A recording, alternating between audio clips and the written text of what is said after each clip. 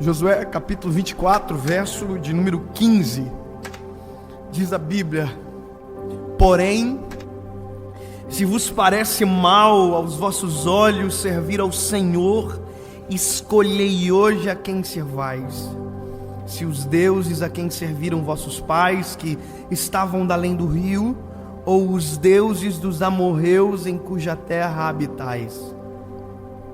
Porém eu e a minha casa serviremos ao Senhor.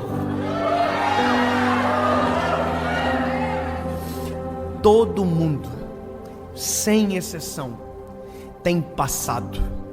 Ninguém consegue viver um presente ou um futuro sem ter um passado. Isso é lógico e racional. O único problema é quando o nosso passado determina o nosso futuro. É quando aquilo que veio antes de nós determina as nossas escolhas para amanhã. É quando as escolhas erradas que foram feitas antes de nós, as palavras lançadas contra nós, determinam o que eu vou viver amanhã. Nem todo mundo teve o privilégio de nascer numa casa onde palavras de bênção foram a realidade sempre. Nem todo mundo tem o privilégio, a bênção de ter nascido numa casa onde o casamento é feliz de verdade, não é uma aparência ou viver um divórcio. A maioria das pessoas tem dentro da sua família histórias de fracasso, ou quase fracassos, ou fracassos completos. E esse texto, para mim, ele é a marca de um conceito que é novo, mas que já está aqui há anos. Autorresponsabilidade. Quando você assume a culpa, o ônus e o bônus das suas escolhas. E quando você assume a escolha, quando você assume, não de tirar do Senhor, pelo contrário, assume a direção do Senhor para você. Eu acho interessante esse texto, porque quem está ouvindo isso é um povo que são filhos de uma geração que não entrou na terra prometida. Josué não é o que recebeu originariamente essa promessa de chegar, estar na terra que emana leite e mel. Quem recebeu essa promessa foi quem antecedeu ele na liderança. Moisés é aquele que tira o povo do Egito e na peregrinação até essa terra prometida, a qual Deus havia programado para eles viverem, um trajeto curto demora 40 anos pela infidelidade do povo. Chega um momento que Deus se cansa e diz: olha, ninguém vai entrar. Dessa geração ninguém vai entrar. Só entrará os filhos quando o último dessa geração sucumbir. Moisés não entra. Ninguém entra. Os filhos entraram. Só que veja, os pais que apontaram o caminho não conseguiram chegar na terra prometida. Os pais que disseram para os filhos a vida inteira: filhos, olha, um dia nós vamos chegar num lugar onde a Bíblia, o Senhor Deus diz que emana leite e mel, ou seja, nós vamos viver os melhores dias da nossa vida quando nós chegarmos lá. Só que o que eles não entendem é que eles estavam apontando um lugar de bonança, mas já estavam vivendo e desfrutando de bonança. Porque no meio do deserto, no meio da peregrinação, maná do céu, água da rocha, nuvem de fumaça, coluna de fogo, o mar que se abre, o sapato que cresce, a roupa que não envelhece, ou seja, eles estavam vivendo os melhores dias da vida, só não perceberam. Tem gente que não entende que o caminho é tão gostoso quanto o destino. Quando a gente deixa o Senhor controlar, eles estavam vivendo, apontando o lugar, mas não estavam vivendo o caminho, e por isso não entraram. Então, quem entrou na terra prometida sabe o porquê os seus pais ficaram no deserto. Veja, a gente sabe o porquê do fracasso.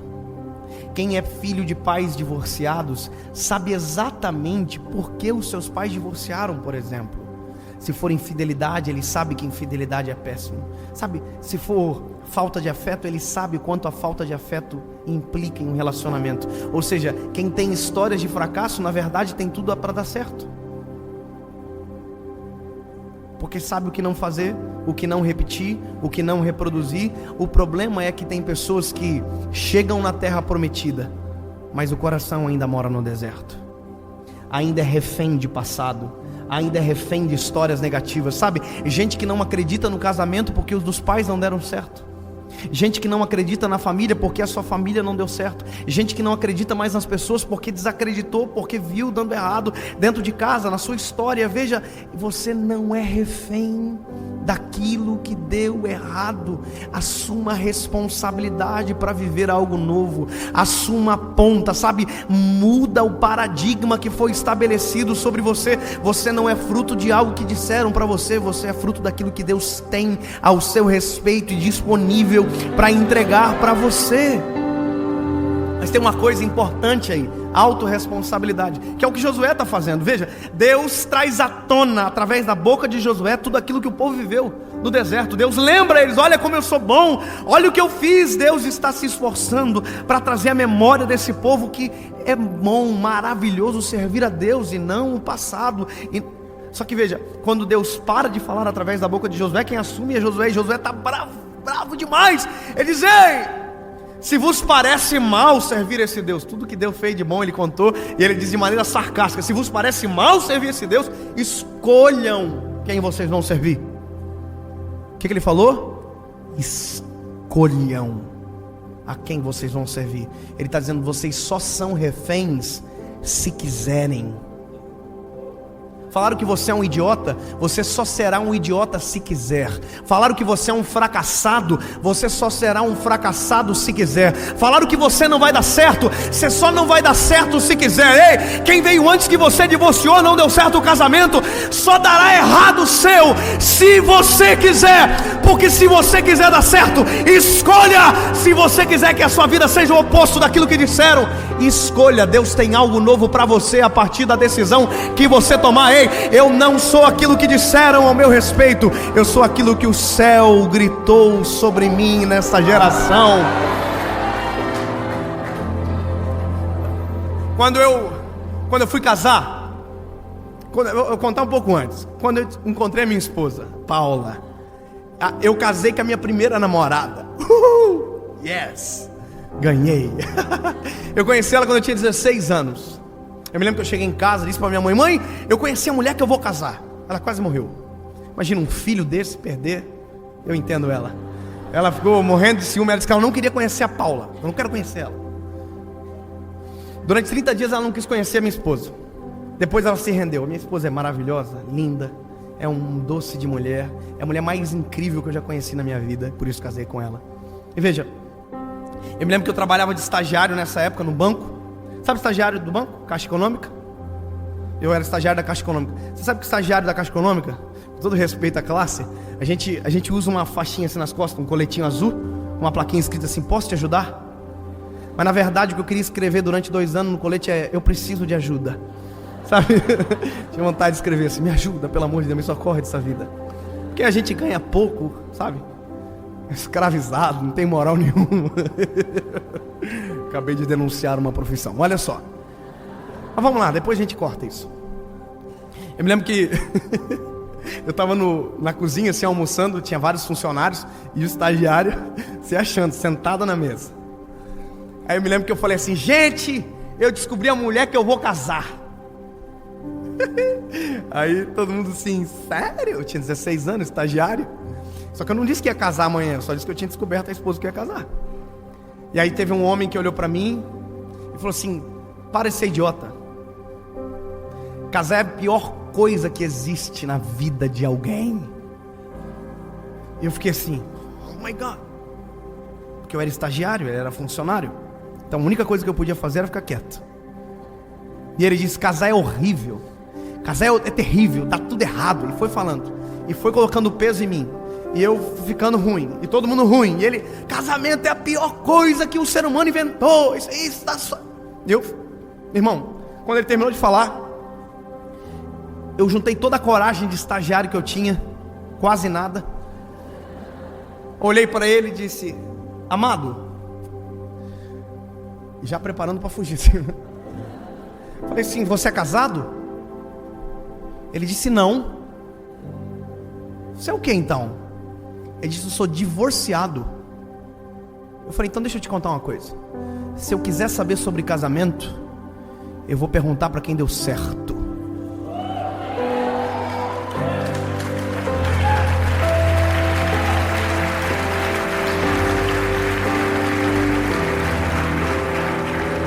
Me lembro de no final do dia passar na mesa de gerente, assinar uma folha.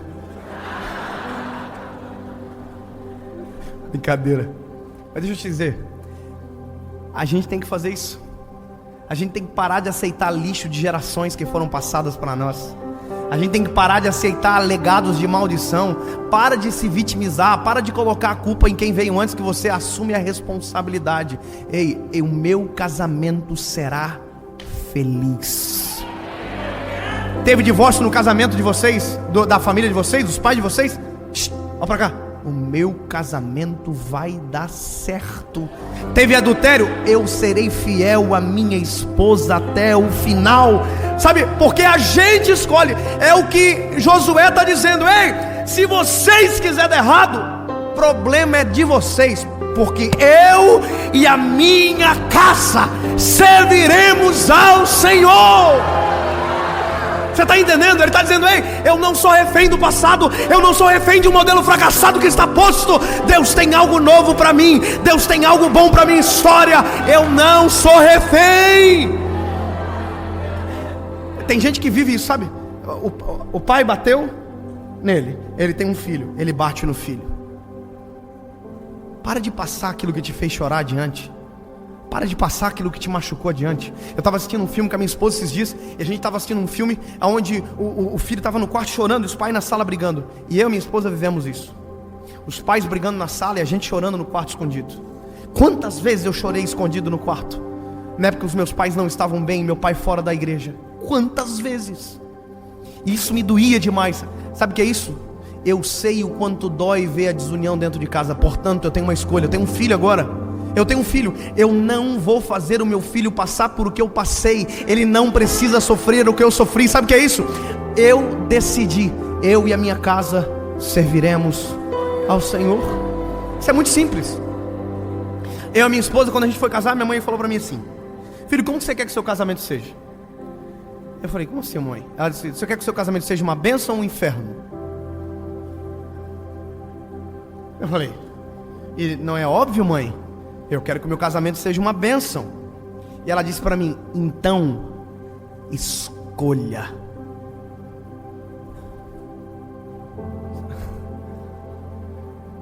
Mãe, como assim? Porque quando a gente escolhe, as nossas atitudes que seguem após a escolha condizem com a escolha que a gente fez. Se eu quero ter um casamento feliz, eu sei o que não fazer e sei o que fazer. Eu tenho todos os motivos para não dar errado. Eu tenho todos os motivos para dar certo, porque o que eu aprendi aqui me apresentou um futuro maravilhoso, brilhante, extraordinário. O que eu vi às vezes dando errado dentro da minha casa, isso é normal, só me ensinou aquilo que eu não devo fazer. Aí minha mãe falou assim para mim: escolheu? Então tá bom, então agora eu vou te dizer uma coisa. Convidou todo mundo pro teu casamento? Aí eu falei: convidei todo mundo, mãe. Falou: todo mundo mesmo? Eu falei: ué, como assim, mãe? Quem que a mãe tá falando? Minha mãe falou assim: Jesus.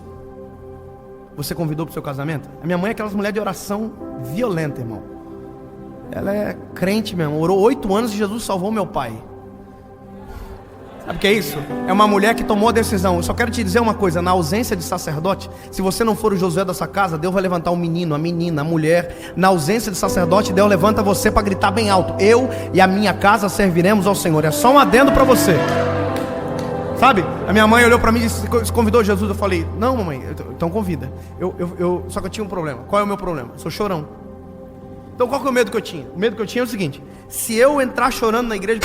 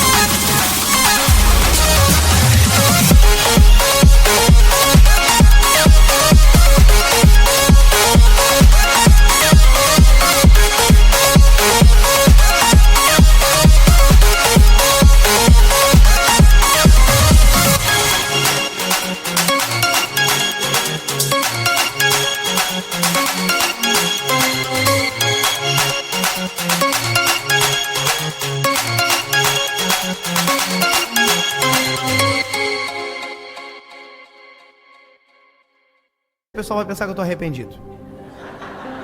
E eu tinha tudo para entrar chorando na igreja, imagina. Todo mundo dizia, está arrependido. E aí, eu orei 7 dias, jejuei 7 dias, dizendo, Jesus, eu quero que o Senhor esteja no meu casamento. Só isso.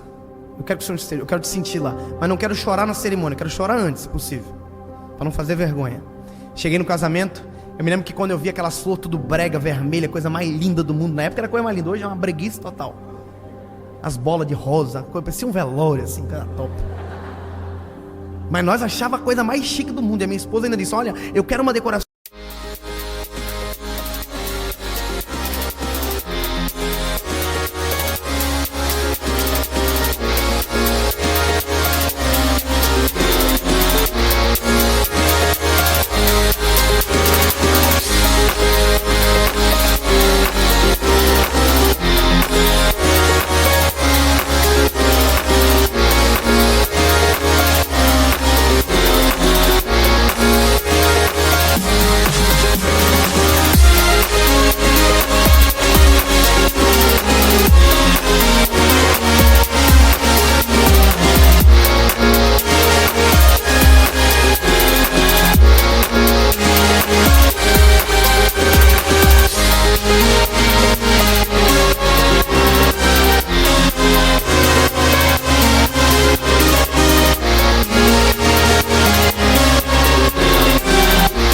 Para a igreja, outra para o salão, toda metida.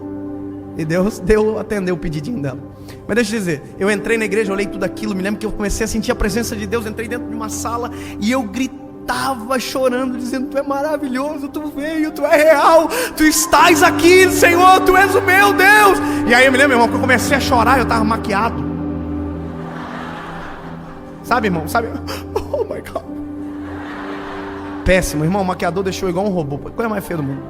E eu me lembro que eu saí assim, sequei a maquiagemzinha, entrei na igreja sem chorar, casei com a minha esposa e fui para casa. E no dia que eu fui para casa, sabe quem foi comigo? Jesus. E sabe quem mais? Ninguém. O passado ficou para trás, as coisas velhas se passaram e tudo se fez novo. Porque no meio do caminho do deserto eu construo uma estrada, e no ermo eu coloco um rio. Recomeça, viva algo novo.